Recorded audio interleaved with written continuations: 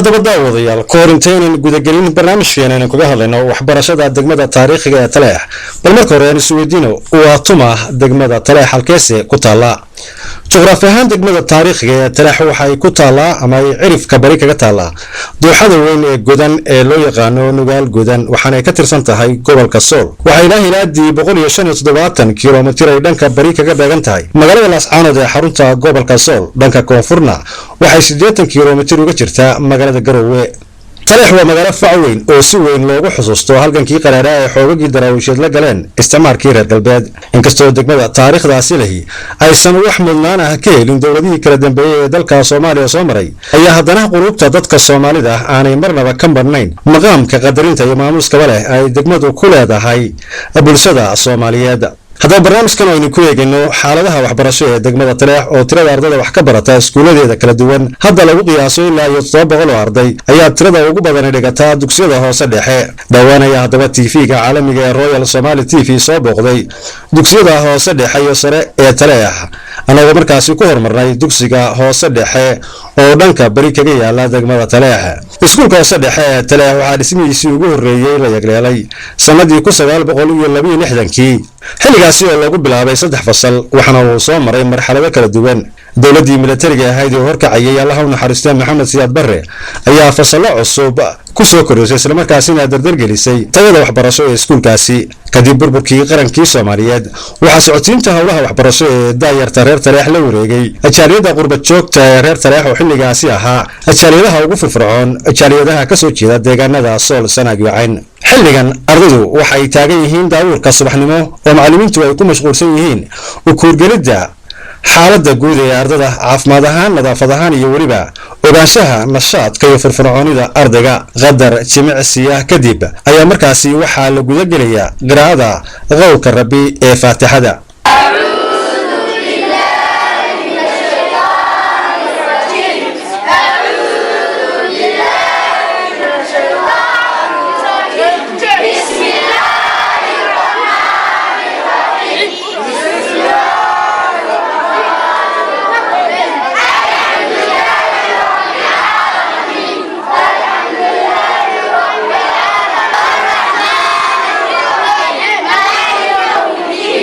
mid ka mid ah fasalada ayaanu kula kulanay macalinka maadada Carabiga ee diinta waxaanu kala sheekaysanay xaaladda waxbarasho ee guud ahaan iskuulka iyo baahiyaha waxbarasho ee ka jira waxaana wada sheekaysigan u dhacay sida tan fasalka 8aad weey oo sanadkan u gudbaya form 1 termka dambe marka classkan ardaydaas baa joogta waxa weeye waa konton arday ترديسو قبله تقريبا حوالي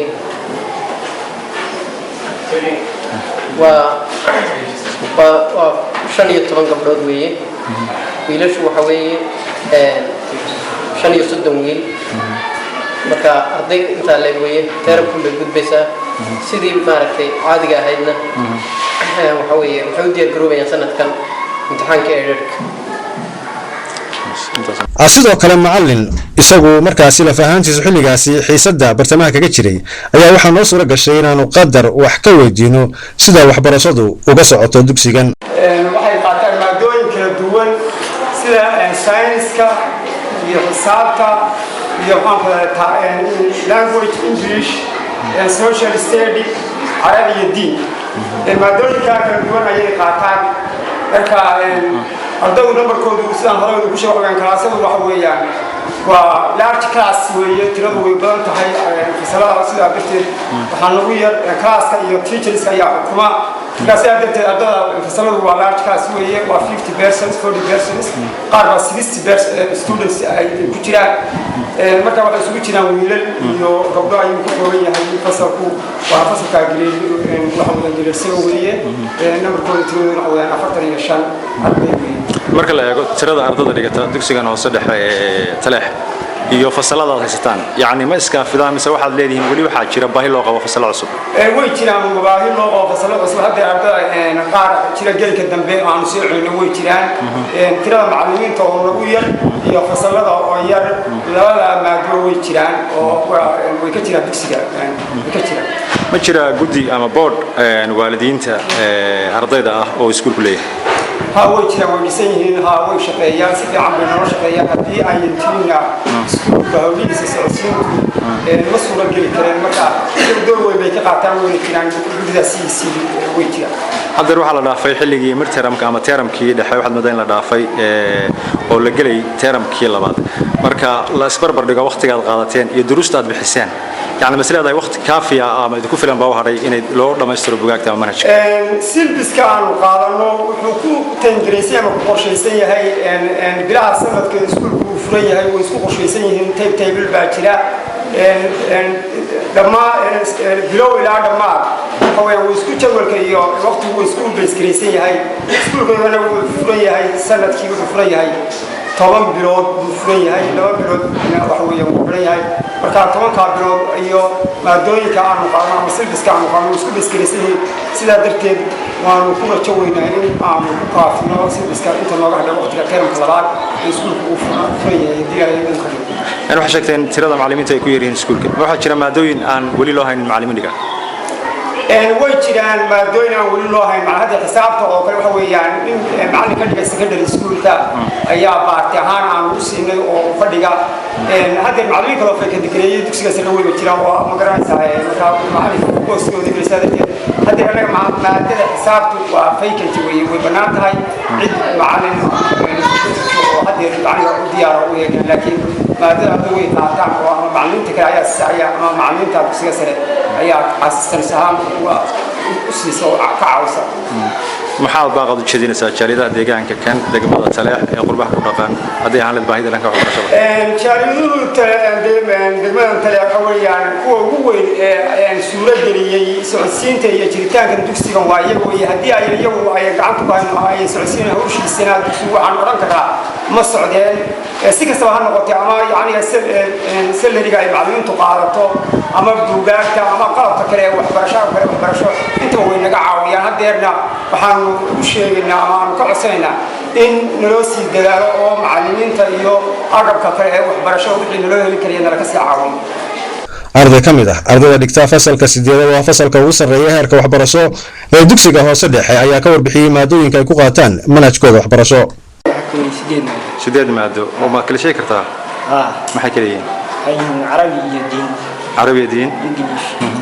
xisaab science iyo Soomaali taariikh maadada hadda aad dhiganaysan macallinka ku jira maadada maadada carabiga maadada baad adigu ka arday ahaan ugu wanaagsan maadada aad ugu jeceshahay English يعني هر كهذا الميد اللي قاعدين إنجليش لساني واقرتي سيدي ولا شقة سنة دقيقة يوم معلمين تي احترام كمعلمين تي واقرتي فضباتك يعني مسح حسابات بعد ما نتي غلطان أنا تمام سيدات حسابات بعد غلطان سنة كان واحد كنت شفتها سنة كي يقدم بي دكسي قدح دكسي قدح واحد ديار قرب ساعة هنا دكسي سرور كتير هذه إلهي هذا ما حد كريش إنسان نتيجة امتحان كهذه الله ودل إلهي هذا هذه إلهي هذا xaaladda iskuulku waxay ahayd mid sugan oo dadaal dheeraad ah ay muujinayeen macallimiinta iyo maamulka dugsigaasi inkastoo ay jiraan caqabadaha ay ka warbixiyeen macallimiinta iyo weliba maamulka dugsiga hoose dhexe ee Taleex oo ay ka mid tahay amaba ugu weyn tahay jaaliyadda degmada oo xilligan ka gaabisay doorka ay ku lahaayeen waxbarashada barbaarta reer Taleex kadib dugsiga hoose dhexe ee degmada Taleex waxaan u suura gashay kooxda Royal TV studios ay ku leeyihiin degmada Taleex inay u gudbaan dugsiga sare ee degmada Taleex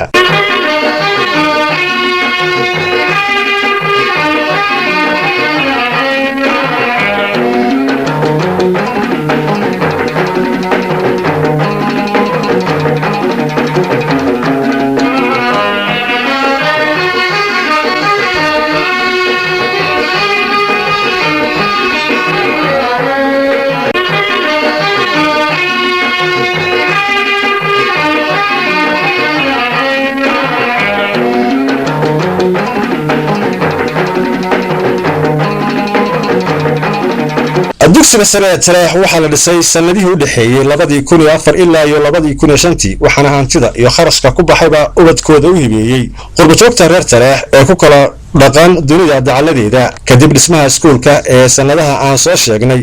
ayaa sanadii 2006 ay ardadii ugu horeysay lagu bilaabay heerka waxbarashada sare ee degmada Taleex ay yeelatay sidii caadadaba ahayd ardadu waxay xilliga kan markaasi ay taagan yihiin daabuurkii subaxnimo iyagoo u diyaar garoobaya inay markaasi fasaladooda kala galaan maamulka iyo macallimiinta dugsiga sare ee degmada Taleex waxay ku mashquulsan yihiin sidii u ogaan lahaayeen xaaladda arday kasta iyo waliba firfircoonida ardada iyo xaaladaha guud ee arday kasta oo markaasi ku sugan yahay kadibna qiraa'ada qowlka rabbi oo lagu furo subax kasta ardadu waxay markaasi u diyaar garoobayaan inay fasaladooda kala galaan oo qaataan xisaskii maalintaasi loogu talagalay fasalkii ugu horeeyay aanu gallo oo ugu jiray macallin ka mid ah macallimiinta wax ka dhiga dugsigaasi sare oo markaasi dhigayay maado ka mid ah maadooyinka cilmiga sayniska qaybta ka hadasha nolosha ee loo yaqaan biology-ga oo loo yaqaan macallin Maxamuud Cumar Nuur ayaa markaasi qaadaa dhigayay cashar ku saabsan habdhiska neefsashada ee aadanaha sharaxaad kooban ayaa macallinku naga siiyay casharkaasi kadibna waxaanu ka codsanay inuu waqtigiisa qaaliga qadar naga siiyo warbixin xaaladaha waxbarasho ee iskuulka maadada hadda ay qaadanayaan waxa la yiraahdaa biology gaar ahaan cashar ku saabsan respiratory system in human being habdhiska neefsashada dadka bini aadamka marka waxa hadda aan qaadanayna waa exercise-kii oo ka shaqeynaya ardada oo laga sameeyo arday ku kooban fasalkan galaaska adigu ka kooban yahay 13 arday waa galaaska ugu sarreeya iskuulka ugu sarreeya 13 arday marka hadii waxta macallinka biology chemistry labada maadada digtaan maadooyinka ay qaataan yani ilaa inta maadada qaataan oo wixii dugsiga sare maadooyinka uu qaadan jiro dhan carabiga ku jiro tarbiyada xisaabta physics biology chemistry all wixii dugsiga sare lagu qaadan jiray agriculture wixii dhan hadda waxaad moodaa midtermkiin la dhaafay marka syllabuskii loogu talagalay ardada sidii la rabay ma u qaateen ama ma joogaan meeshii loogu talagalay mise way ka maadooyinka sida u kala adag yihiin iyo waxay ku xiran tahay iyo waqtiga la tirkiisa qaar iska dhow yihiin qaar waxba harsan adiga laakiin normal waxay u dhow yihiin in iska sii dhamaado hadiiba uu syllabus ku dhamaado waqtiga iskuulku gabagabada taagan yahay maxaa waqtiga u haray ardayda loo sameeyaa ma muraajaca loo sameeyaa revision ugu badan bisha ugu dambayso waxa ugu badan oo la qaato waa revisionka iyo muraajacada exercise fara badan su'aalo fara badan waxa ugu badan sidee bay ku yihiin maadada aad ugu dhigtay biology-ga iyo chemistry ardada wallahi ardada waa kala nooc qaar maxay galasa oo aad u fiican qaar miidala galaas intii lagu yaqaan qaar fiican qaar dhexe qaar iska hooseeya sanad dugsiyeedkii hore hadii aad joogtay yani ardada ka baxday dugsiga sare ee Taleex oo kale يعني انت هبه هاي برسنتج كاردada baastay iyo ardada galaaskii noo qalin jibiyay sanadkii hore oo wada baaseen adii qaar markii soo sakeen waa jiraan laakiin kulli waa wada baaseen wax dhicitaana ma jiro kulligood jaamacadii hadda uu wada diireen qaar gobolada aaday qaar dibadaha aaday oo jaamacadii wada helay badankood kam macallin ahaan waa sida xiriirkeeda ka dhaxeeya adiga iyo waalidiinta ardada maamulayaha kulli ardada waxa uu aad la isugu fiican yahay xiriir fiican ka dhaxeeya sidoo kale arday ku dhex jira markaasi fasalkiisa ayaan isagana waxoogaa ka su'aalay sida uu arko iskuulka iyo mustaqbalka waxa uu dabacsan yahay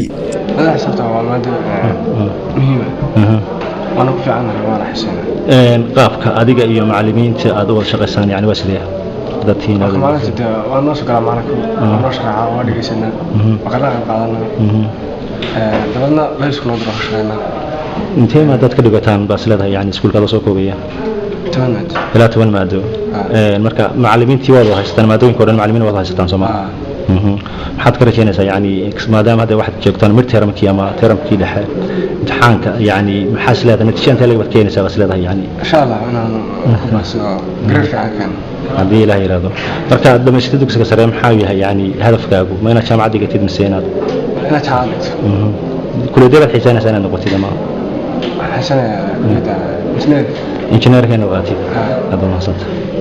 waxaa kaloo noo suura gashay in aanu markaasi la kulanno gudoomiyaha guddi ay leeyihiin ardada dugsiga sare ee degmada Taleex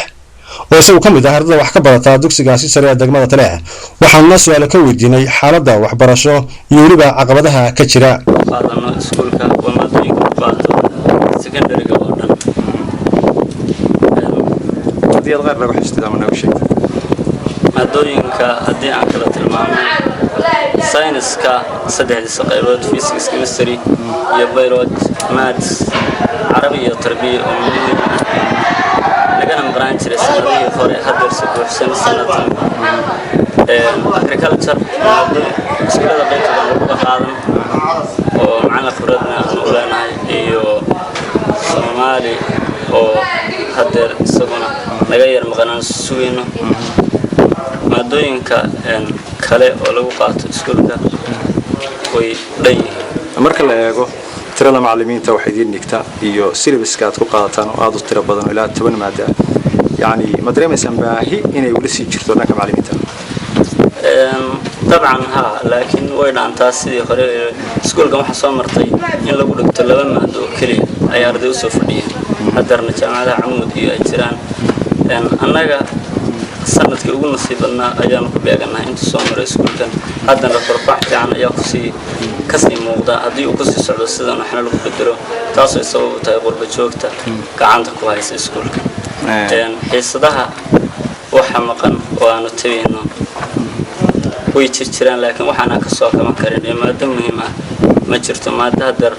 aan wali macalinkeeda diyaar ahayn Soomaaliga ma jira inta kale complete way yadarna macalimiinka adag maadooyinka ayaa dhigto meel badan ay isaga keeneen jaaliyada iskuulka maamusha waxa muhiim ah waxbarashadu waxa base u ah wada shaqayn waalidiinta ardayda iyo macallimiinta qaabkee ayaa ardayda dugsiga sare ee degmada Taleex ugu xiran tahay guddiga waalidiinta iyo macallimiinta qaabkee wada shaqaysan hagaag iskuulkan wuxuu leeyahay guddi u gaar ah oo loo sameeyay sanadkan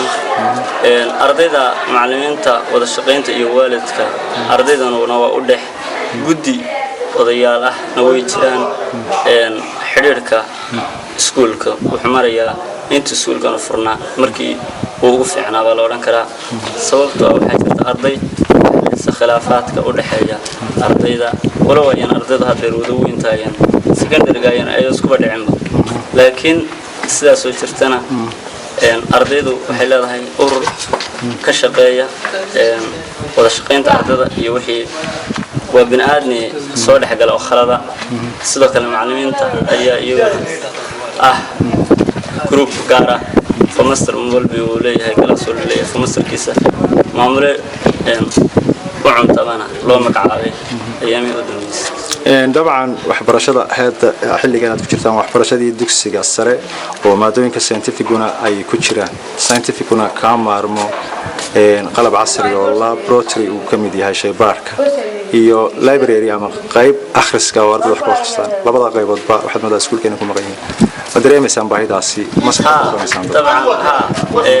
waxyaabaha aanu ka caban karno waxa kamid ah facility-ga waxa la yiraahdo annaga oo ah iskuulkan wax alaba iyo laboratory samayn misna buugta iyo alaabta aad ii magacawday oo dhan way ka wada maqan yihiin qalabkan casriga ah waa kan naga maqan oo aanu tabino inaha iskuuladu ay naga galbeerihiin aanu ka caban karno ama aanu jeclayn in la ogaado nabadna buuxiyana waxa kamid ah qalabka laboratory-ga buugta facility-ga ay naga maqan iyo waxyaabaha la midka ah oo iskuulada baahidooda ah dugsiga sare waa hormuudka waxbarashada dabcan waa heerkii ugu sareeyay waxbarashada degmada Taleex waxaa jirta dhibaatooyin dhanka environment-ga ama deegaanka oo ka jira guud ahaanba Soomaaliya gaar ahaan deegaanka kan dhirta la gooynayo dhuxusha loo isticmaalayo dhulkii oo xaalufay nabad guuraya geedo kale oo dhulkii ku soo biirayo iyaga la faahantooda hore uga jirin deegaankan oo nabad guur iyaguna wada hadaatiin ardayda dugsiga sare ee degmada Taleex ma idin muuqataa baahidaas ama dhibaatadaas dhanka environment-ga ama deegaanka jira dhibaatooyinkan ay ka mid tahay dhuxusha ardaydu qabad ay ka dhibatay mudooyin hore walow ay talkoodu gaabnaa misna sidoo kale dhirta ku soo korodhay deegaanka uu ka mid yahay garoonwaagu kow ka yahay ardaydu waxay ahayd qaybtii ugu horeysay ururkii ugu horeeyay ardayda hadda form 4 ka baxay oo ay naga kala tageen mar ayaanu tagnay ka soo khudbadaynay magaalada dooxadaas oo meel la yiraahdo dadkeedana istusnay iyaguna nala qaateen in la gacan saaro heerarkaas ay ardaydu ka gaadhay inay baawur engeydaan u shidaarsadaan qabadka sidoo kale qurba joogtii noo timi oo Umar Cali Kore ku ka ahaa maraan saaranay aan arrimahaas kale waxbaan ka neerin maxay idin la muuqataa waxay yiraahdeen aad ayay noogu booriyeen sidaas plantationka oo aad ugu liita dhirtan waxyaabaha naga codsadeen ka mid ah dhirta magaalada oo kale inay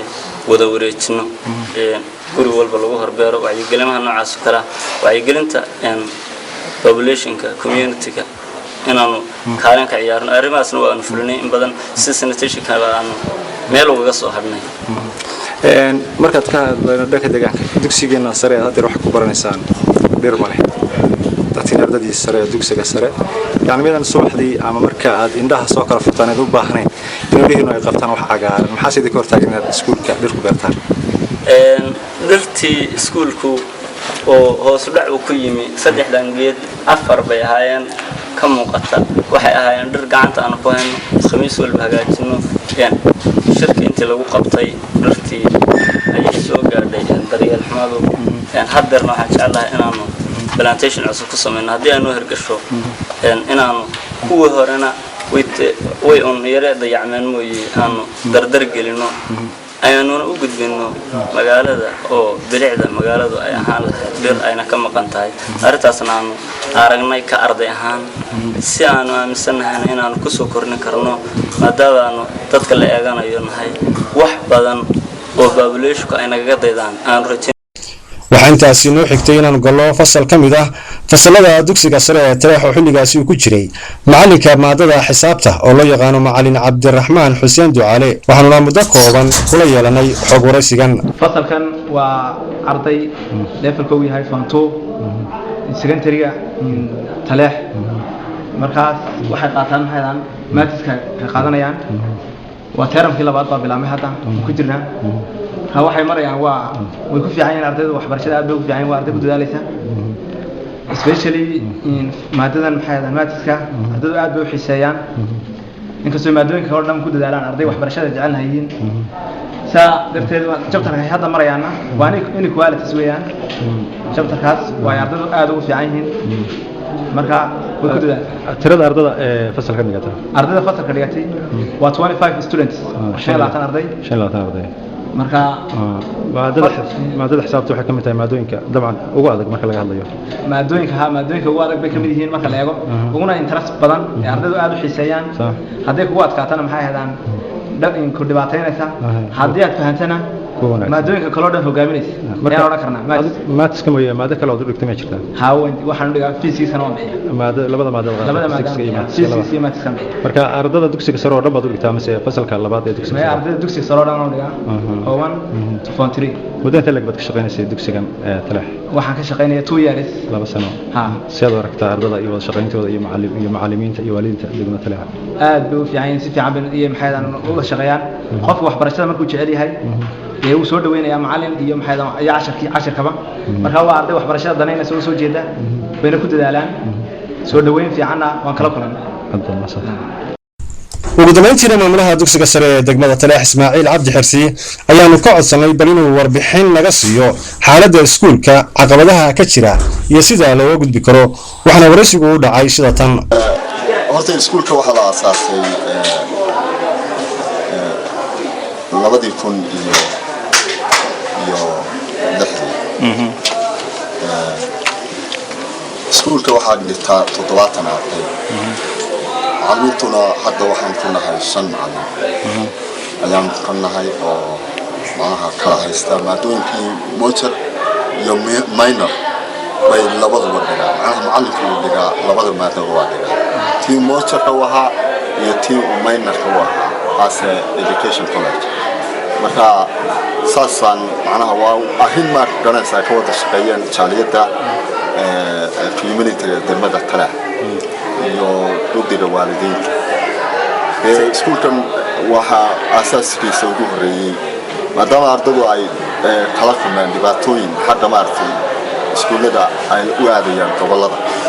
oo sponsorship-kooda qaali ah darteed ayaa loo aasaasay iskuulkan tirada macallimiinta wax ka dhiga maamulka iskuulkan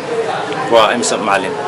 hadda waa 5 macallin baan ku nahay 5 macallin baad ku tihiin marka maadaama ay maadooyinku intan ka badan yihiin waxa jira macallimiin dhiga maadooyin ka badan maadooyinkii loogu talagalay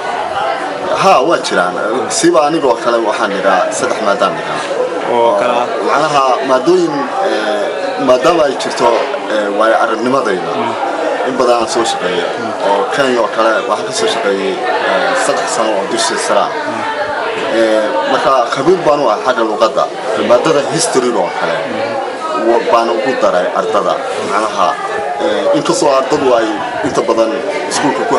ku salaysan yahay maadooyinka scientific-da waa 10 maado oo ay 3 luqadaha tahay 7 ay tahay maadooyinka kale marka syllabuska ama manhajka ardada dugsiga sare ay qaataan kulligood waxa lagu qaataa luqadda Ingiriiska miya mala waxa weeye maadooyin sida maadada Carabiga iyo diinta kale Carabi baa lagu qaataa maadada Soomaaligana Soomaali baa lagu qaataa laakiin maadooyinka kale oo dhan manhajkoodu media instruction language waa English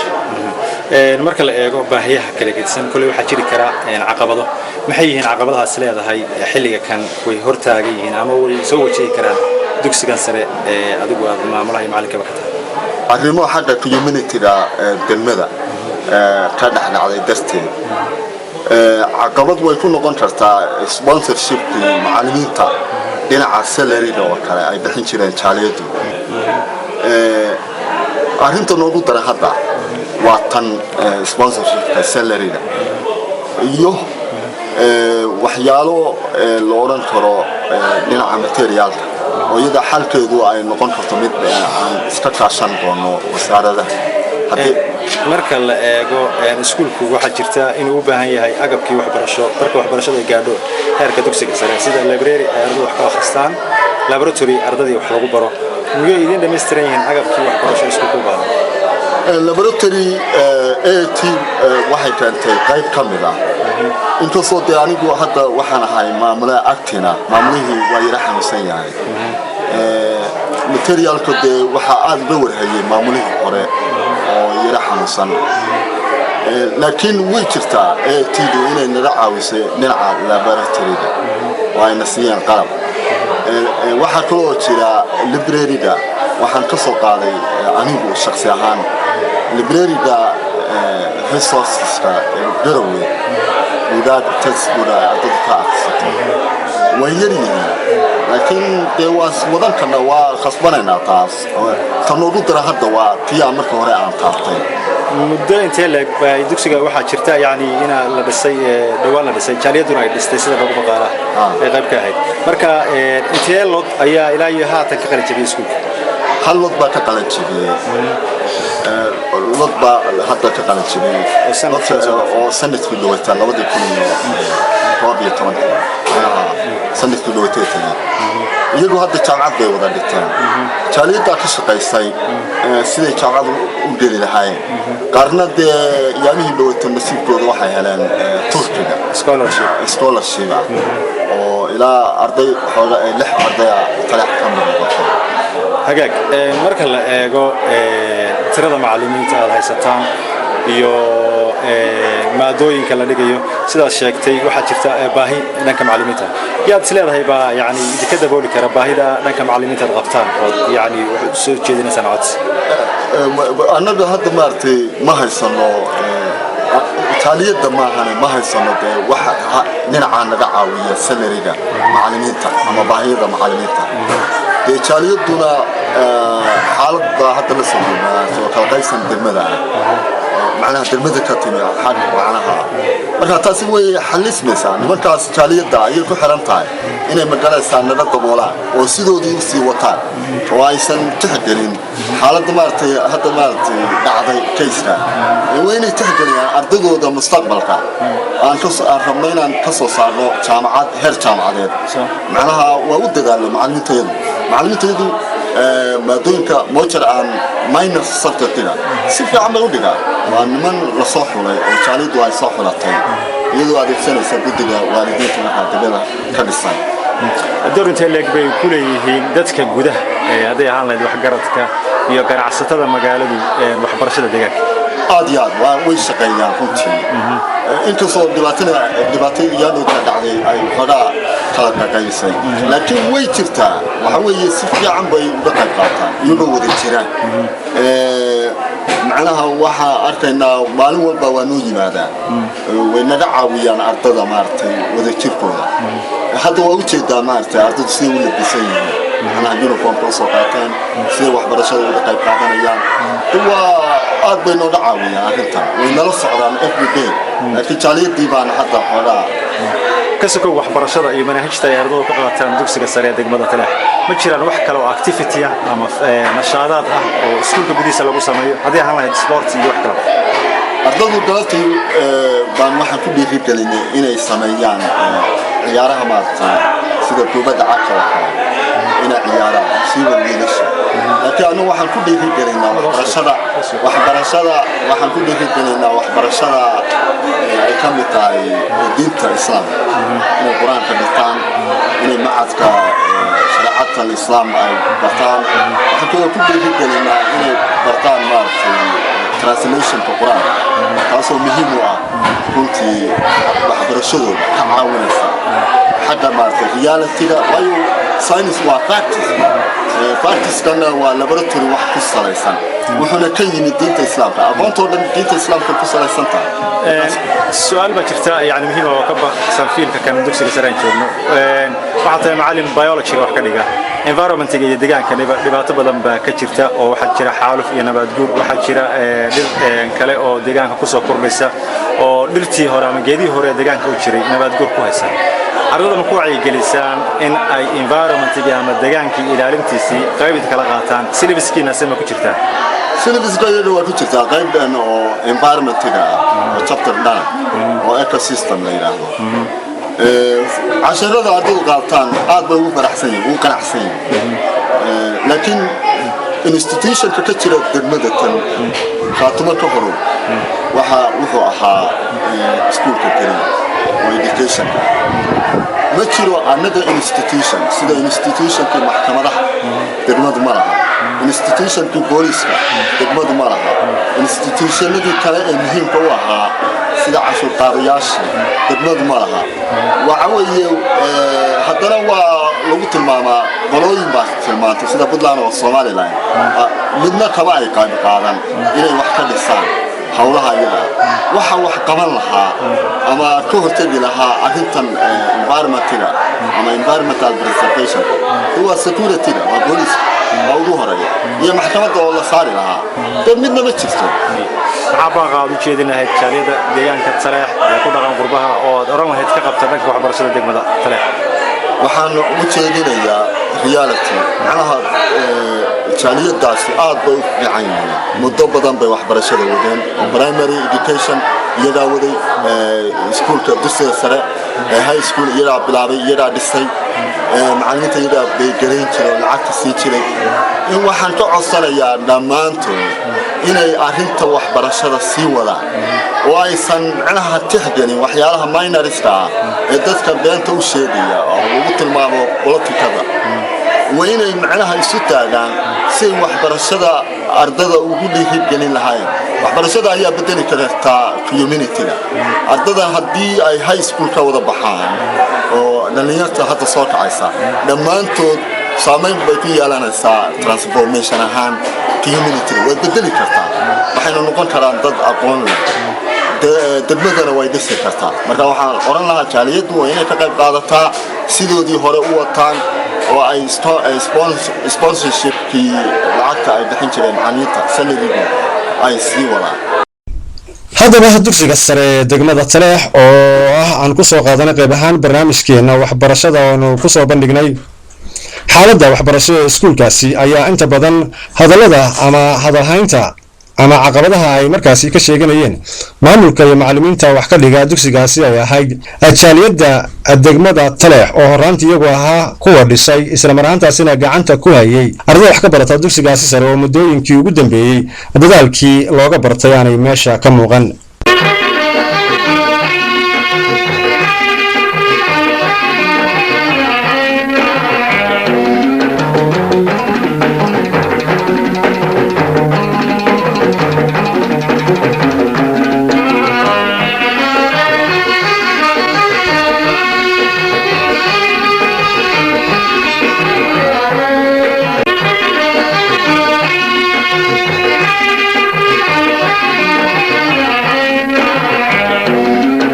haddaba iyadoo ay jirto dibadhacaasi ku yimid jaaliyadda degmada Taleex oo iyagu ahaa aasaasayaashii waxbarashada casriga ah ee degmada Taleex isla marhaantaasina ahaa kuwii dhisay dugsiga sare ee degmada Taleex tani wixii ka dambeeyay burburkii dowladda dhexe ee dalka Soomaaliya ay gacanta ku hayeen qoodinta macallimiinta wax ka dhigta dugsiyadaasi kala gedisan iyo waliba agabka aasaasiga u ah waxbarashada ayaa waxaa muddooyinkan dambe la dareemayay dibadhaca ku yimid jaaliyadda iyo waxqabadkeedii dhanka waxbarashada waxaan iyadana la ilaawi karin in ardada wax ka barata dugsiyada kala gedisan ee degmada Taleex ay muddooyinkii ugu dambeeyay kaalin hormuudnimo kaga jireen guud ahaanba waxbarashada gobolada Sool Sanaag iyo Cayn taasi oo soo shacbaaday kadib markii sanadkii la soo dhaafay hadeeqdii waxbarasho ee laga helay wadankaasi Turkiga ardada reer Taleex ay noqdeen kuwa saamiga ugu tirada badan ka helay deeqdaasi waxbarasho guntii iyo gabagabadiina maamulka iyo macallimiinta dugsiyada hoose dhexe iyo sare ee degmada Taleex ee TV-ga caalamiga ee Royal uu dhawaan soo booqday waxay weli isha ku hayeen isla marhaantaasina ay dhowrayeen bal inuu soo noqdo doorkii horboodnimo ee jaaliyadda qurba joogta ee degmada Taleex ay ku lahaayeen barbaarinta iyo waxbaridda ubadka reer Taleex